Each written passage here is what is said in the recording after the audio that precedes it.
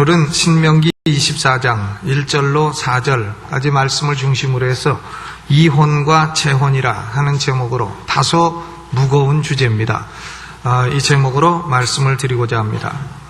이 모세의 율법, 특별히 신명기는 모세가 이스라엘 백성들이 가나안 땅에 들어가기 전에 모압 평야에서 행한 설교입니다. 세 편의 설교가 모여져서 신명기가 된 것입니다. 그런데 모세율법은 지극히 종교적이고 이상적인 문제만을 다루고 있는 것 같지만은 사실은 들여다보면 대단히 현실적인 문제를 다루고 있는 것입니다. 오늘 본문은 이혼과 재혼에 관한 문제를 다루고 있습니다. 오늘날 현대사회처럼 구청이 있어서 혼인신고를 받고 법원이 있어서 또 이혼을 허락하고 이런 것이 아님했음에도 불구하고 이 광야에서 모압 평야에서 모세는 벌써 이런 문제까지 참으로 심각하고도 깊이 있게 다루고 있다 하는 것을 볼 수가 있습니다.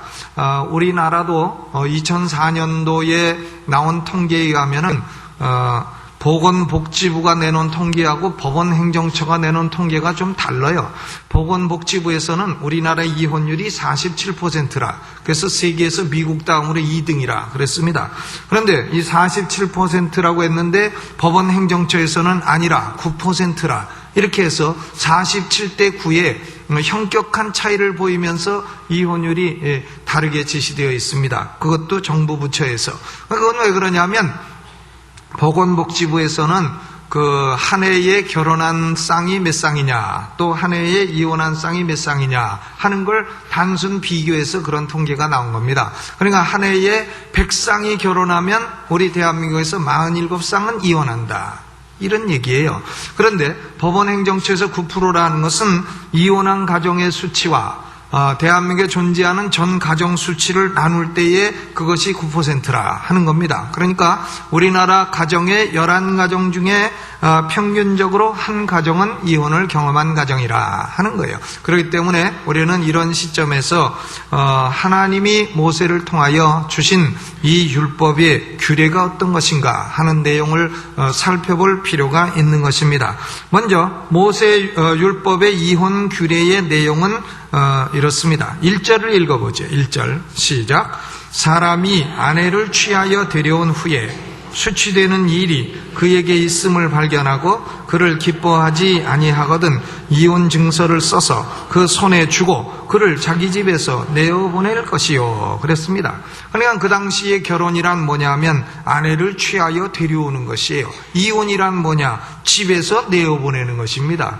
그런데 사람이 아내를 취하여 데려왔다. 결혼을 했는데 결혼해서 살다 보니까 아내에게서 수치되는 일이 발견됐다. 수치되는 일 때문에 그 아내를 도저히 기뻐할 수가 없게 됐다. 이런 상황이 되어버렸다 하는 겁니다. 사실 결혼이라고 하는 것은 오늘 본문의 정의에 따르면 남편과 아내가 서로 기뻐하고 사랑하는 것이라. 그렇게 볼 수 있죠. 그런데 남편과 아내가 서로 기뻐할 수 없는 처지가 돼버렸다. 그러면 모세는 말하기를 남편은 아내에게 이혼 증서를 써서 아내에게 주고 그를 집에서 내어보내라. 그렇게 해서 이혼을 해라고 허락을 한 것입니다. 그러면 그 여자는 이혼 증서를 가지고 나갑니다. 나가서 다른 남자를 만나서 재혼할 수 있는 사회적인 권리를 갖게 되는 것이에요. 그러니까 이혼 증서라 하는 것은 재혼할 수 있는 사회적인 권리라 이렇게 볼 수 있습니다. 그런데 문제가 또 발생했어요. 이 여자에게 또 발생했습니다. 재혼한 둘째 남편이 그 여자를 또 싫어하여 기뻐하지 아니하여 또 이혼을 했다. 두 번째 이혼 증서를 받게 됐다. 아니면 두 번째 결혼한 남편, 그를 성경에는 후부라, 첫 번째 남편을 전부라 그랬는데 후부가 죽었다. 이래서 여자가 홀로 되었다. 이런 경우에 오늘 모세율법은 뭐냐면은 첫 번째 남편에게 다시 돌아가서 다시 첫 번째 남편과 결혼하지 말아라 하는 겁니다. 그것이 여호와께 가증한 일이 되고 그것이 여호와께 범죄가 된다는 것입니다. 우리가 성경에 결혼, 이혼, 재혼 이런 문제에 관해서 많은 말씀이 있습니다만은 다른 성경 규제를 일체 고려치 아니하고 오늘 모세의 율법만 고려해 보게 되면 이혼이나 재혼이 죄냐 그런 얘기는 전혀 없다는 것입니다. 이혼이나 재혼을 죄로 정하지 아니했다 하는 거예요. 그런데 재혼을 한 사람이 또다시 홀로 되었다고 해서 전 남편과 또다시 결합하는 것은 그것이 죄가 된다. 그 얘기를 지금 모세가 하고 있는 것입니다. 그런데 오늘 이 본문의 의미에 관해서는 이스라엘 역사 속에서 논쟁이 끊이지 아니했습니다. 그 논쟁은 예수님 당시까지 계속되었습니다. 그런데 논쟁의 핵심은 뭐냐? 오늘 본문에 나오는 수치되는 일이 도대체 뭐냐? 그거예요. 수치되는 일이 있어서 남편이 기뻐하지 아니하면 이혼할 수 있다고 했는데 도대체 수치되는 일이라 하는 이 추상적인 표현이 구체적으로는 무엇을 의미하는 것이냐? 이것이 논쟁 주제였습니다. 이 문제에 관해서 이스라엘에는 두 가지 학파가 존재해 왔습니다. 하나는 보수적인 샴마이 학파였고 또 다른 하나는 자유주의적인 힐렐 학파였습니다. 보수파인 이 샴마이 학파에서는 여기 수치되는 일이라 하는 것은 unchastity, 즉 아내에게서 성적인 부정, 이것을 발견한 경우라. 그 경우에만 국한된다. 이렇게 해석을 했습니다. 그래서 예를 들면 아내에게서 처녀인 표적을 발견할 수 없었다든가 아니면 결혼 생활 중에 다른 남자와 바람을 피워서 성적인 부정이 발견되었다든가 이런 경우에 국한해서 모세는 이혼을 허락을 한 것이다. 이렇게 해석을 합니다. 그러나 저는 이런 해석을 받아들이기가 저 개인으로는 조금 곤란하다. 왜냐? 이 남편이 아내에게서 처녀인 표적을 발견하지 못한 경우에 대해서는 신명기 22장 13절로부터 21절까지 아주 자세하게 설명하고 있습니다. 여러분 성경 가지고 계시면 신명기 22장 13절부터 보세요. 성경에 별 얘기 다 있습니다. 13절 제가 읽습니다. 누구든지 아내를 취하여 결혼하여 그와 동침한 후에 그를 미워하여 비방거리를 만들어 그에게 누명을 씌워 가로되 내가 이 여자를 취하였더니 그가 동침할 때 그의 처녀인 표적을 보지 못하였노라 하면 그 처녀의 부모가 처녀의 처녀인 표를 얻어 가지고 그 성읍 문 장로들에게 가서 참 딸 아버지 하기도 어렵습니다. 딸 처녀인 표도 확보해 둬야 돼요. 처녀의 아비가 장로들에게 말하기를 내 딸을 이 사람에게 주었더니 그가 미워하여 비방거리를 만들어 말하기를 내가 네 딸의 처녀인 표적을 보지 못하였노라 하나 보라 내 딸의 처녀인 표적이 이것이라 하고 그 부모가 그 자리 옷을 그 성읍 장로들 앞에 펼 것이요 그 성읍 장로들은 그 사람을 잡아 때리고 이렇게 못된 짓을 해서 처녀를 데려다가 살면서 처녀 아니라고 누명 씌운 놈은 요건 우선 좀 신체 일부에 심한 압박이 가해져야 된다는 거예요. 우선 잡아 때리고 뭐 말 두 번째가 우선 잡아 좀 때리고 그 다음에 어떻게 하라 그랬어요? 잡아 때리고 그 다음에는 어떻게 하라 그랬죠? 이스라엘 처녀에게 누명심을 인하여 그에게 은 100세겔을 벌금으로 받아 또 벌금도 내야 돼요. 그 여자의 아비에게 주고 그 여자로 그 남자의 평생에 버리지 못할 아내가 되게 하려니와. 그러니까 처녀인데 처녀 아니라고 누명 씌워서 내쫓는 사람은 우선 때리고 은 100세겔 벌금 물리고 그 다음에는 네가 싫거나 좋거나 영원히 데리고 살 네 아내다. 결코 너는 이혼할 권리가 이제는 없게 된다. 이렇게 이제 벌을 내리려는 것이죠. 그런데 그 남자의 말이 옳아서 참되어 그 여자에게 처녀인 표적이 없거든 처녀를 그 아비 집 문화에서 끌어내고 그 성읍 사람들이 그를 돌로 쳐 죽일지니 이는 그가 그 아비 집에서 창기의 행동을 하여 이스라엘 중에서 악을 행하였음이니라. 너는 이와 같이 하여 너희 중에 악을 제할지니라. 이게 모세율법이에요. 그러니까 얼마나 엄합니까? 사실 처녀인 표적이 없고 처녀 시절에 바람을 폈다면 돌로 죽이라. 이것이 모세율법입니다. 오늘날 이런 법을 그대로 적용할 수는 없습니다. 그런데 제 얘기는 뭐냐면 여기 수치되는 일이라 하는 것이 그러므로 성적인 부정에 국한될 수는 없는 것이다. 그 얘기를 하는 겁니다. 왜냐? 성적인 부정에 대해서는 더 큰 벌이 부과되어 있지, 성적인 부정에 대해서 이혼 증서를 써주고 너는 나가서 재혼할 권리를 주겠다, 이렇게 너그럽지 않았다는 얘기입니다. 그런데 반면에 이 자유파인 힐렐파는 수치되는 일, 이 표현을 너무 광범위하고 자의적으로 해석을 해서 예를 들면 음식이 맛이 없다든가, 아니면은 뭐 요리를 자꾸 태운다든가, 커피를 맛없게 끓인다든가, 뭐 토스트를 너무 태운다든가, 뭐 인상 쓰는 게 좀 미흡다든가, 뭐 이런 이유까지도 다 포함이 된다고 해석을 한 것입니다. 만약에 이 해석이 옳다면은 그러면 이혼을 아무렇게나 어떤 이유로도 다 할 수 있다는 그런 얘기가 되지 않겠습니까? 그러므로 우리는 이 샴마이파의 극단적인 보수적인 해석도 받아들이기가 어렵고, 힐렐파의 극단적인 광범위하고 자의적인 해석도 받아들이기가 어렵습니다. 그러면 여기 수치되는 일이라 하는 것은 뭐냐? 비록 성적인 부정까지는 가지 않는다 할지라도 결혼 생활을 계속하기에는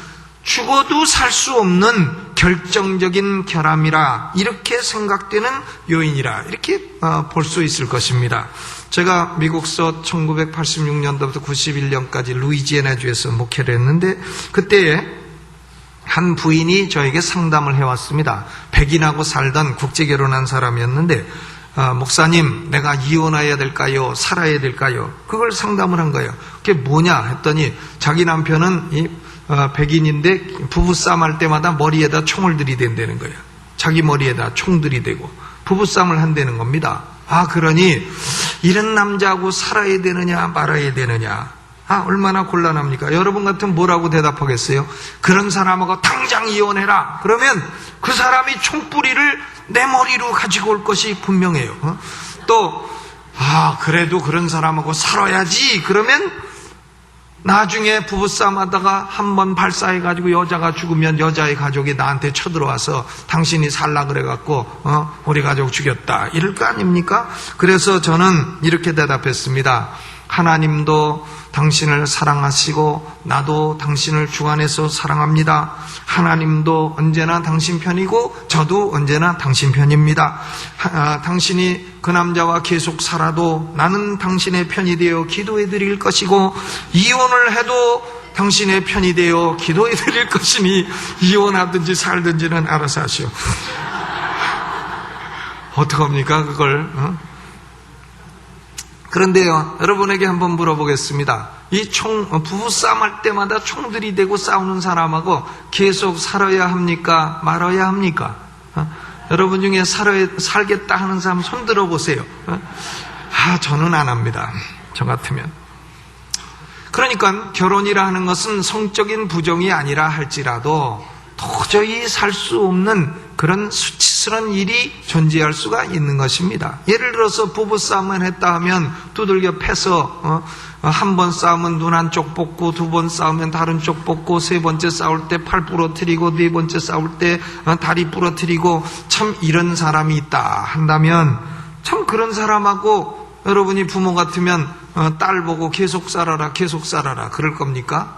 그럴 수는 없는 것이다 그거예요.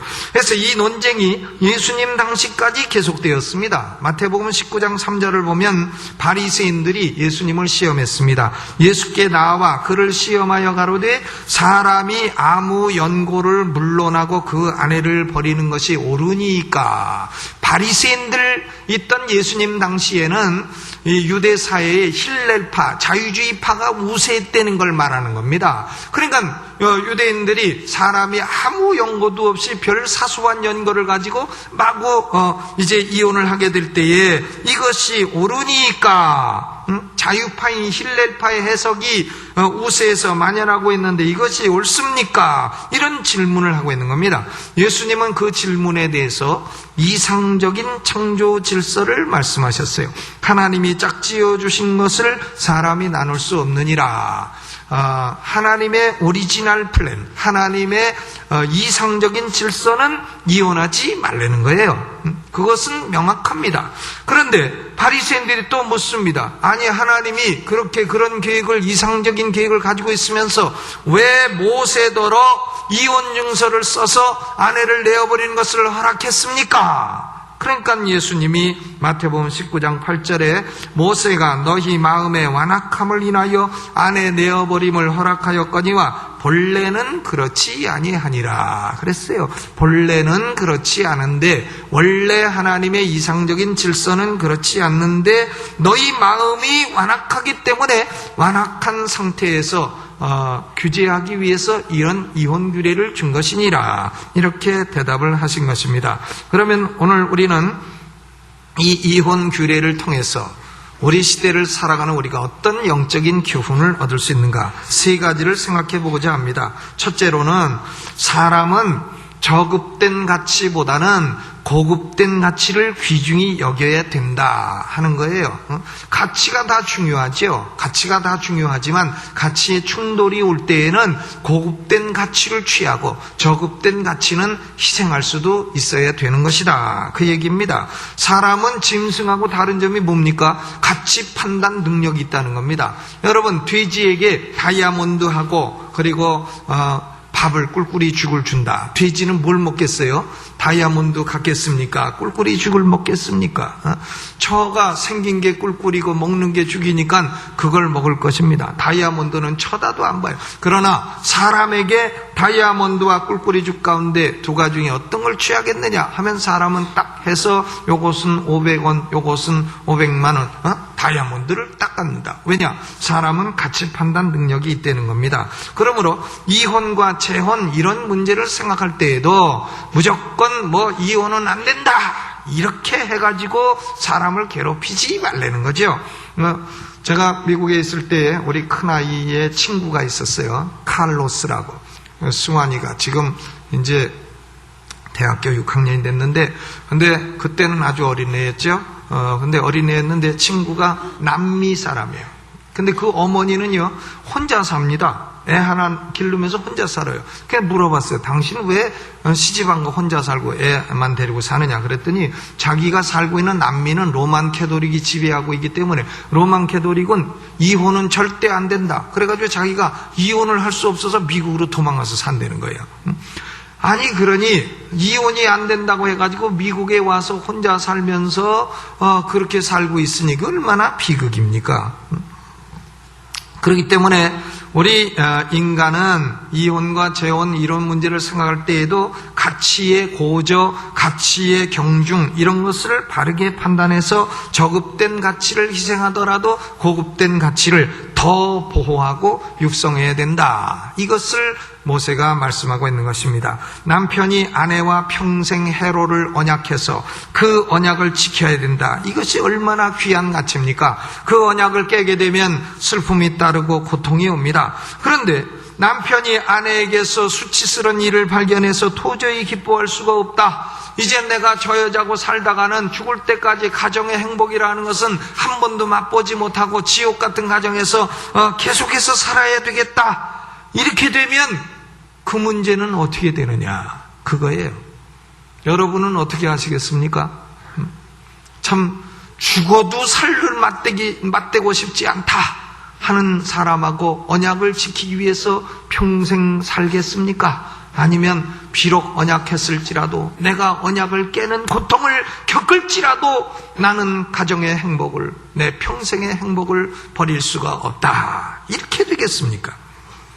이 모세율법이요, 지금 아내도 참 예쁘고 행복한데 더 예쁘고 더 행복을 추구하기 위해서 지금 아내를 버려라, 요런 도둑놈 신보를 축복해주고 요런 도둑놈 신보에게 이혼의 권리를 주고 그런 것은 아니라 하는 겁니다. 남편과 아내가 차라리 죽는 게 낫지 도저히 살 수 없다, 이런 결정적인 흠결이 있는 경우는 어떻게 되느냐, 이걸 모세가 다루고 있다는 겁니다. 그런 경우에 모세는 언약 준수의 의무, 그것도 참 귀한 가치이지만은 그러나 인간의 평생의 행복 추구권을 더 중요한 가치로 보았다는 겁니다.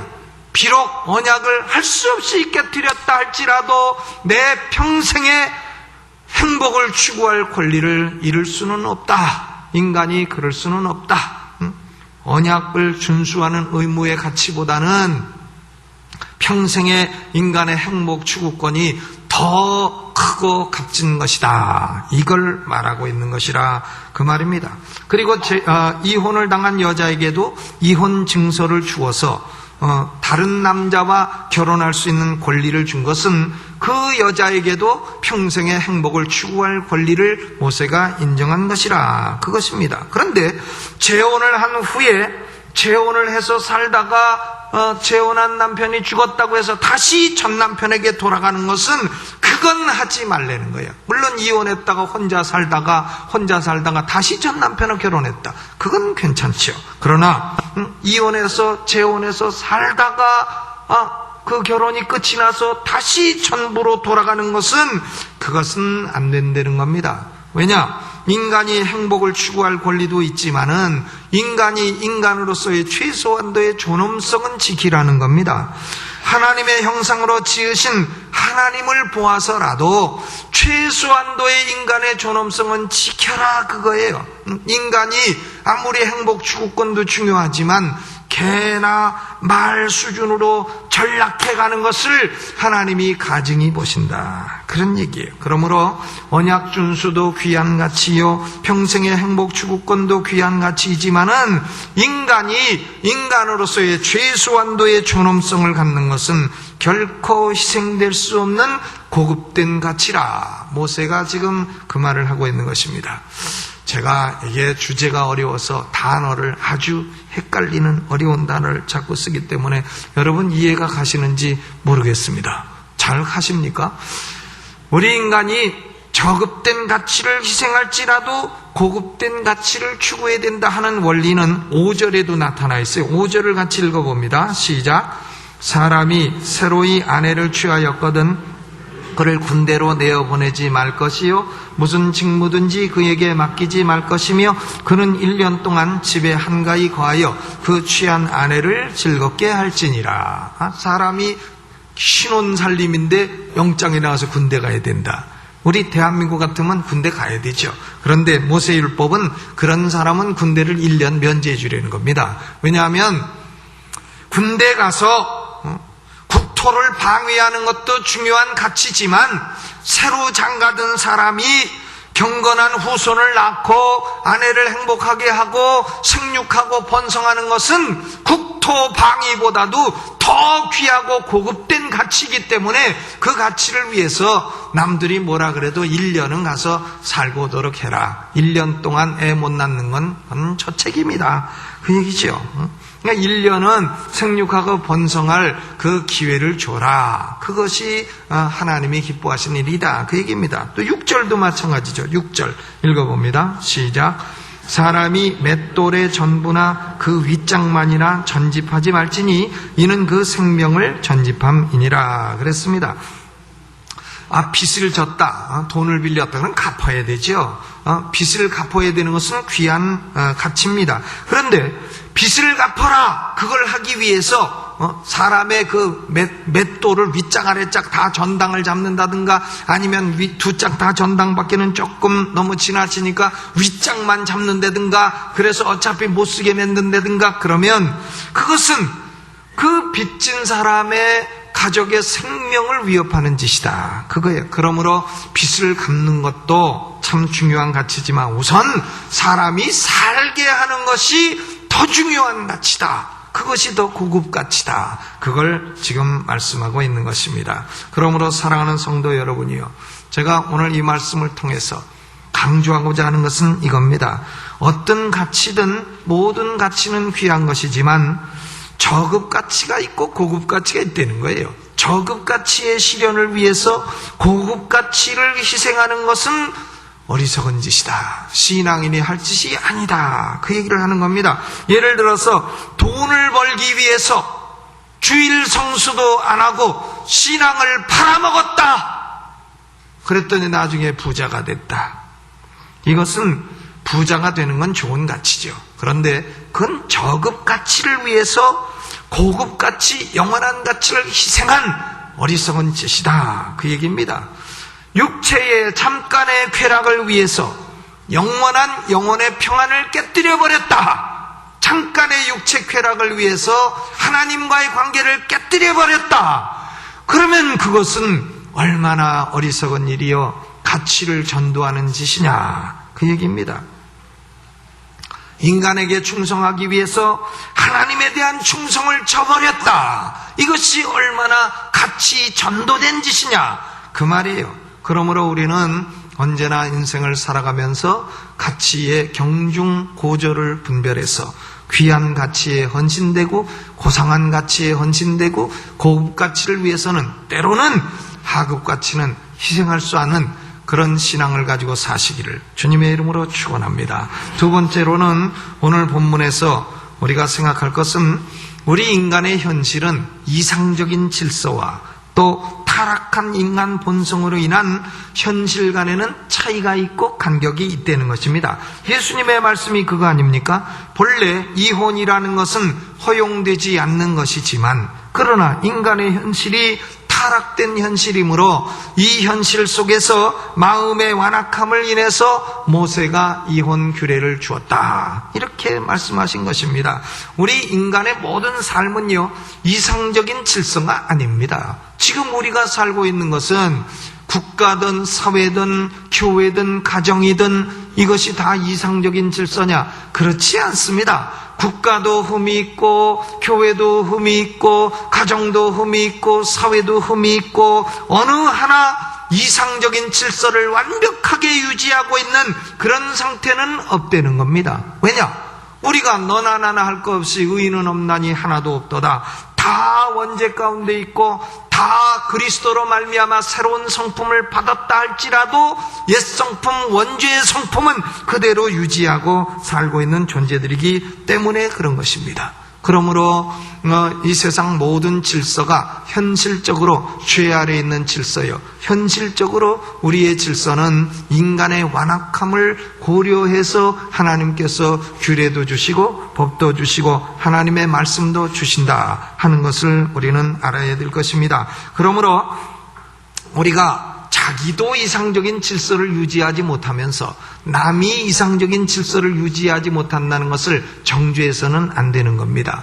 정죄하지 마세요. 왜냐? 나도 부족한 게 많은데 누구를 정죄하겠어요? 그렇기 때문에 참 자기는 이상적인 질서를 유지하지 못하면서 남 보고 이상적인 질서를 유지하라 하게 되면 예수님의 말씀이 네 눈에 있는 들보나 잘 뽑아라 이렇게 예수께서 말씀하신다 이거예요. 또 우리가 남에게 당신 눈에 있는 티를 뽑으시오 그러면 요새 말로는 너나 잘하세요 이런 반응을 들을 수가 있게 되는 것이다 그 말입니다. 그러므로 우리는 지금 나의 질서가 내가 처한 현실이 우리의 교회의 현실이든 가정의 현실이든 국가의 현실이든 이상적인 질서를 유지하지 못한다고 해서 너무 좌절할 필요가 없는 겁니다. 너무 기죽을 이유가 없는 것이다 그 말이에요. 왜? 우리의 현실이 어느 것 하나 이상적인 것은 없기 때문에 그렇습니다. 그러므로 참 교회 생활도 그렇죠. 교회가 이 교회가 어찌 이상적이지 못한가 이렇게 해서 자꾸 부정적이고 네거티브하게 되면 그 사람의 인품이 전체가 네거티브하게 되는 겁니다. 그래서 그 사람이 예를 들어서 어느 교회가 완벽하다 해서 가게 되면 그 사람이 들어가는 순간 그 교회의 완벽성은 깨지게 되고 문제가 일어나게 되는 것입니다. 우리는 사람이 사는 곳에는 언제나 문제도 있고 언제나 죄성도 있고 언제나 이상적인 질서가 깨어지기도 하고 그런 것입니다. 그런데 이상적인 질서를 유지하고 있으면 감사하지만 그게 깨졌다고 해서 너무 좌절하고 슬퍼하고 기죽고 그럴 이유는 없다는 겁니다. 가정이 참 여러 가지 문제가 있어서 이혼을 했던 재혼을 했던 그 상황에서부터 이전 것은 지나갔으니 보라 새 것이 되었도다. 이전 것에 얽매일 필요가 없다는 거예요. 이전 것은 지나갔으니 보라 새 것이 되었도다. 하나님은 그 상황에서, 그 현실의 상황에서 거룩함을 추구하며 살 것을 우리에게 원하신다 하는 것입니다. 세 번째로 사람은 이 죄를 짓기 이전의 상황과 죄진 이유를 구별할 줄 알아야 됩니다. 마귀의 전략과 하나님의 전략은 다른 점이 그거예요. 마귀는 죄 짓기 전에는 사람에게 죄 지으라고 유혹합니다. 야, 죄 지어, 죄 지어. 야, 술 먹어. 야, 바람 펴. 그리고 나서 죄를 짓고 나면 뭐라고 하냐면, 아이고 너는 이제 망했다, 너는 큰일 났다, 네가 어찌하여 그렇게 죄를 지었느냐, 너는 망했구나, 소망이 없구나, 이렇게 정죄합니다. 이게 마귀 전략이에요. 그러나 하나님은 정반대입니다. 죄 짓기 전에는 이상적인 질서를 딱 대시고 죄 짓지 마라, 이것이 내가 원하는 창조의 질서요, 오리지널 플랜이요, 이것이 이상적인 질서니라, 이렇게 말씀하시지만은, 그러나 일단 사람이 연약해서 혹은 갖가지 이유로 죄를 짓거나 이상적인 질서에서 벗어나게 되면 하나님은 우리를 용서하시고 품어주시는 하나님이신 줄로 믿으시기를 주의 이름으로 축원합니다. 죄 짓지 말라 하시고 그래도 약해서 죄 지면 너의 죽은 행실을 그리스도의 피로 씻어 죽은 양심으로 깨끗게 하여 다시 하나님을 섬겨라, 이렇게 품어주시고 받아주시는 하나님이시다 하는 겁니다. 이제 결론을 짓습니다. 우리 현실이 가정이든 교회든 직장이든 사회든 이상적인 상태가 아닐 수 있습니다. 하나님의 오리지널한 플랜을 다 이루지 못했을 수도 있습니다. 그러나 기죽지 마세요. 어느 것 하나 인간 사회는 이상적인 건 없습니다. 인간 만사 어느 것 하나 완벽한 상태는 없습니다.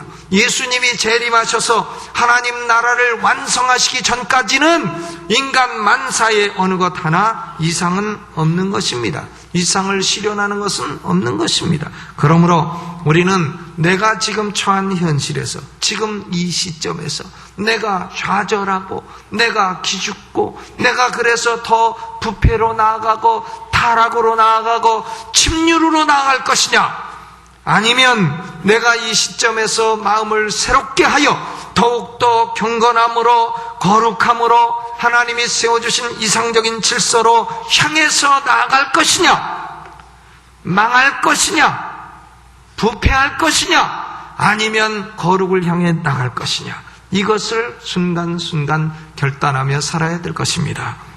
신명기 전체의 말씀은 다른 거 아닙니다. 사람은 어느 상황이 처했든지 간에 내가 거룩하니 너희도 거룩하라, 거룩으로 나아갈 것을 명하는 것이 신명기 전체의 사상인 것입니다. 여러분, 지금 여러분이 처한 현실이 어느 것입니까?